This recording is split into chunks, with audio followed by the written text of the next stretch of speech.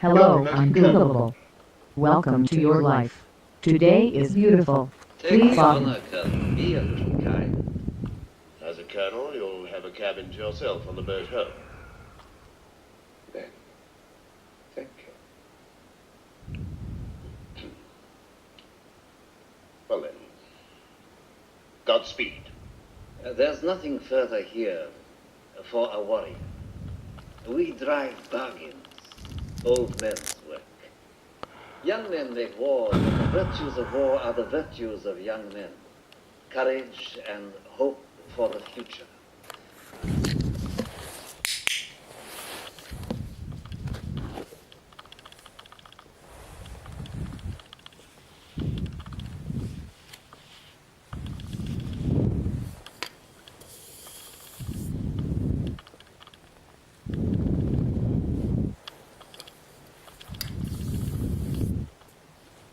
Had he ever talked to you about this stuff before? Never. He'd never said that to me. He'd never talked about killing so many people. And what did Tess like when you were coming home? It turns out Manson's lyrics about killing strangers, are true in a literal way that even he hadn't quite realized. His father did kill strangers. And Manson and his mother lived with the aftermath. I think that he was very, very good at what he did. In the same way as the character that Martin Sheen plays in Apocalypse Now. I think my father was selected to do a job. He entered the Air Force at 17 and you just don't know what your life is going to be at that age. He never talked to me about it. He still hasn't really spoken of it. I think it was after my mother's passing that he felt it was a time where it was necessary to tell me, this is who I really am. And I think he was selected for being good at what he did, and that was killing people. When you realize that he spent the first 18 years of his life in a household dominated by the after effects of violence, Marilyn Manson, and his music, his obsessions, his sense of alienation, his fascination with killing. His insistence on living outside the strictures of mainstream American society suddenly makes much more sense. And if it has a light bulb moment for me understanding who he is and where he come from, it also seems to have been for him. His father had told him not to write. And he went to journalism college anyway.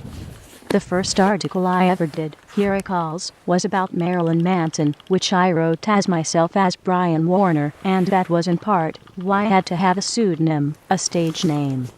I was put in a situation where I was suddenly stuck with where I had created a Frankenstein's monster. There was Marilyn Manson, but there was no music yet. I created a fake world maybe because I didn't like the one I was living in, but that's what made me make music. I had to fill in the gaps I'd created. Do you think that you created a monster as a way of externalizing the difficult feelings you couldn't cope with? You, Brian, gave them all to Marilyn Manson? He ponders this for a moment and then says, "Are you trying to mindfuck me?" "Yes," I say. "Well, success. There's the tip.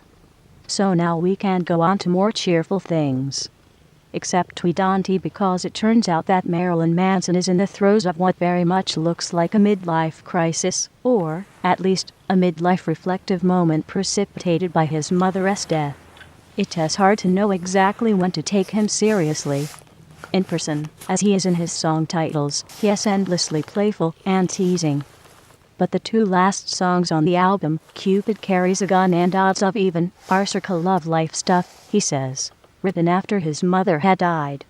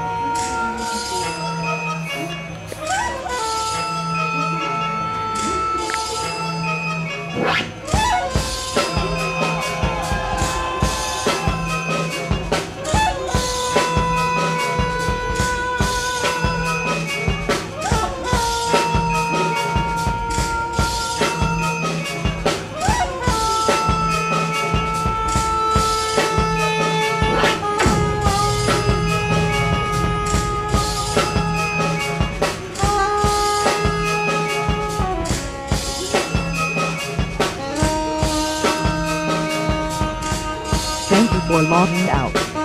Today was a wonderful day. Please come back tomorrow. Red. Blue. Green.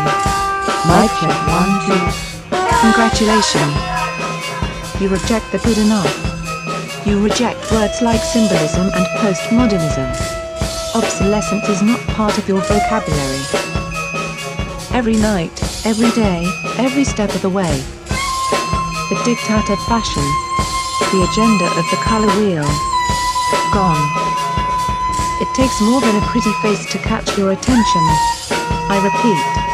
It takes more than a pretty face to catch your attention. Good. That is very good. We are source decoded. For you. For the most perfect moisturizer. The most advanced cosmetic lineup. Scientifically proven, scientifically tested. For you. Congratulations, calibration completed.